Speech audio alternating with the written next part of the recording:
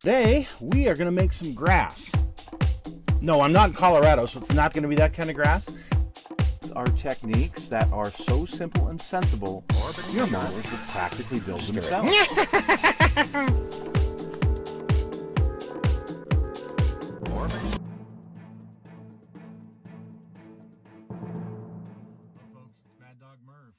I have a World of Tanks build. I know we haven't done that in a while. Since they quit supporting it on Xbox 360. I know it's an old system. I don't do the latest stuff.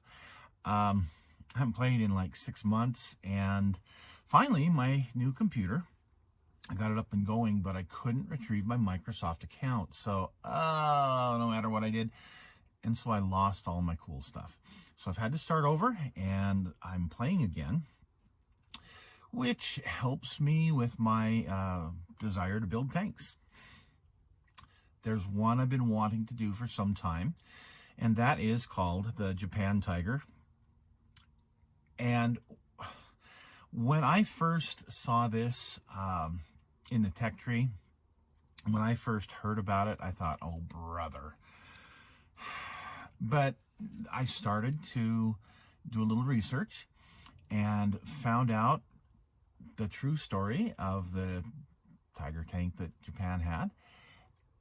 And, well, it fits in really well with it is a historical fiction novel that I'm actually writing about the end of World War II, had we not dropped the atomic bomb and had we gone ahead and attacked Japan like we had planned to with Operation Downfall. And part of what I'm writing in my book is, of course, the units, what the units were equipped with. And the Japanese, they had a lot of reserves, if you will, that they had left. You know, pretty much all the stuff they had left, they put into the island of Ryukyu, which was going to be the one that my dad landed on. That's where they really put the emphasis, was to try and repel the Americans there, had they invaded. So pretty much any type of experimental or heavy tank that they had, they threw there.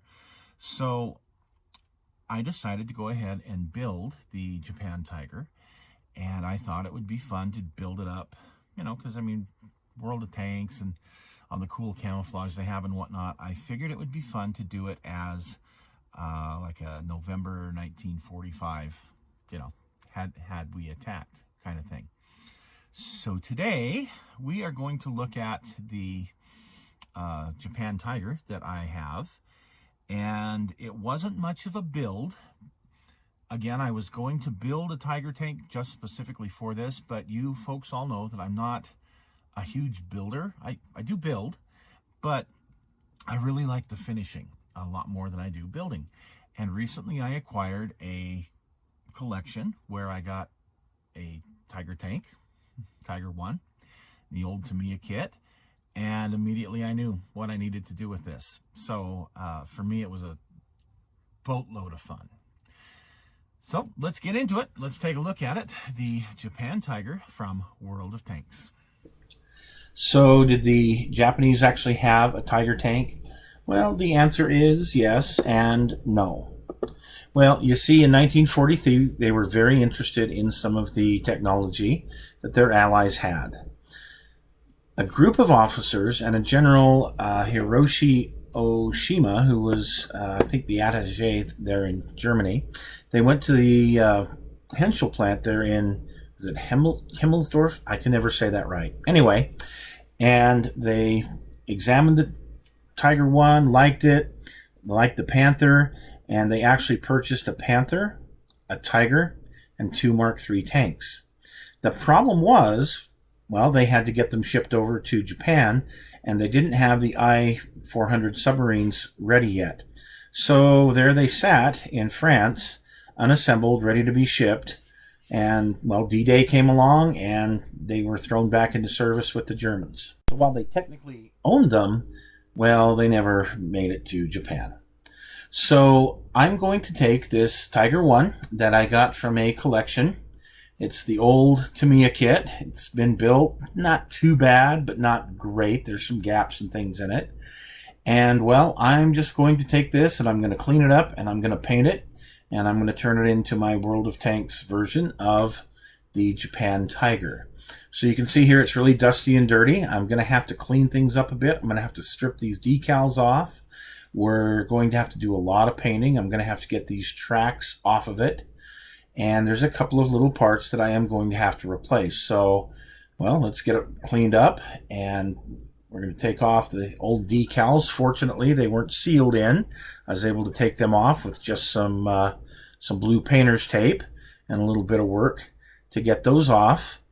And then I was going to take the tracks off, make sure everything was ready to go so I could start painting.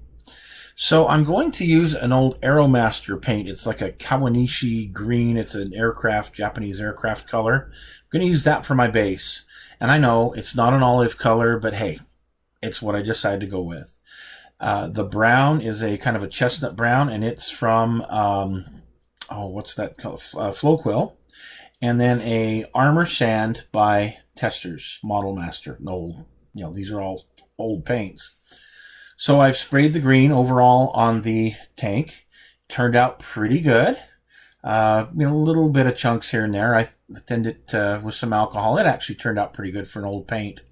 Then I took this chestnut brown color and painted some of the areas. I'm going to use a pattern very similar to what I use on my other Japanese light and medium tanks. And you can see here I've now added the sand color in. It's all pretty vibrant, especially with that green. It really has quite the contrast there. But this is really what I want. Very similar to what I've seen in the way of camouflage on the Japan Tigers in the game World of Tanks. And here you can see on this side, again, very similar in pattern to what I've painted like my Type 97 tank. And here's the front part of it. You can see the top, how the camouflage is on that. So I'm happy with it. I did have to go over it twice to kind of clean up some of the little edges. Now for the Pioneer tools, I'm going to use, it's like a Japan khaki uniform color. And I'm going to use that for the handles on the pioneering tools. And once that dried, I went over it with kind of a brown wash to make it look a little more like a wood color. I did do a wash with kind of a rusty brown version of what I call Larry's bathwater. It's a pin wash, and I put that in all of the cracks and crevices here, kind of give it, maybe that bit of a rusty, if you will, look. Dirty, rusty, muddy, whatever you want to call it. And you can see here, I'm putting that into the cracks and crevices and such. For the decals, I just took a little white piece of extra white plain paper, cut it, and then I had a couple of little teeny small round meatballs. The one here in the front I just painted. That's just red paint. Then I took some, I think that's rust. Yeah, that's Testors Model Master rust, and I used that for the Bakelite on the wire cutters there on the hull. You can see how that brown wash turned out. So now I'm going to take some black wash, what I call Larry's bathwater, and I'm going to put that in all of these little cracks and crevices around the hatches and different places like that. You see here kind of how that turns out. Once it dries, it actually looks very, very good. So I've put it on kind of heavy, and again, you can see where the brown was.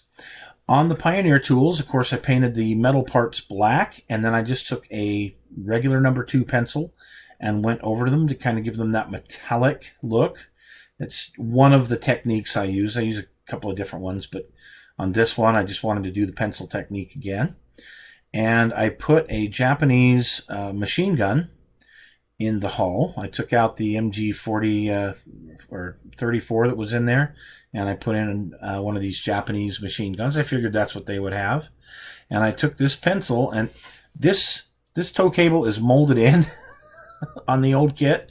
So I took this number 2 pencil and just went over it. And actually, I think it turned out okay. So, and here we are. We're getting close to the finish line. I've got the tracks back on. Now I'm going to put a little rust color on them. You can see the Japanese flags on the side. We just have a little bit more weathering that I want to do. You can kind of see some of the brown in there and how some of the highlights of the, not really the highlights, but how the black down in some of those cracks and crevices help to highlight everything else.